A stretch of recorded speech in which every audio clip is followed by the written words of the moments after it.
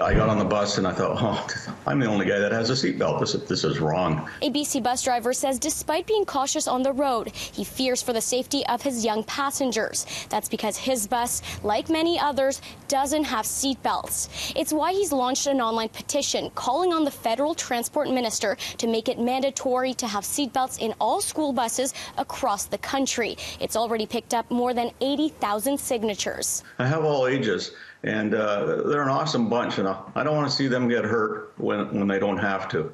Or anything worse. Gary Lilico drives as many as 76 kids when he gets behind the wheel of his school bus. His route between Agassiz and Chilliwack takes him on the highway where he reaches speeds of up to 100 kilometers an hour.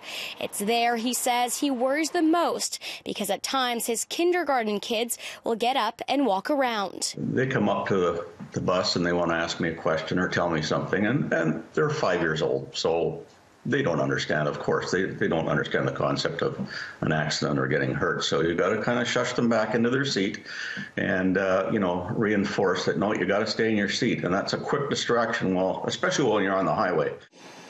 While Transport Canada publicly recognizes seatbelts on school buses can offer added protection, it says if seatbelts are not used or installed the right way on school buses, they could have a negative impact on safety. Making sure all children are properly secured in seatbelts is a lot more challenging in a 70-passenger school bus than in a 5-passenger car or 7-passenger minivan. This is one of the reasons we allow provinces, territories, and school bus operators to decide whether to install seatbelts. Do you think it should be mandatory on all school buses? Absolutely.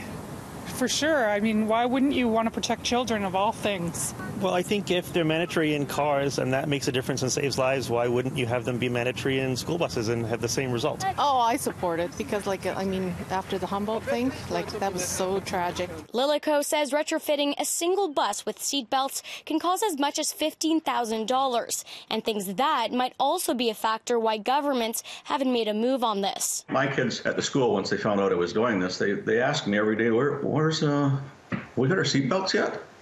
And I say, well, we're working on it. In Vancouver, Isabelle Raghem, City News.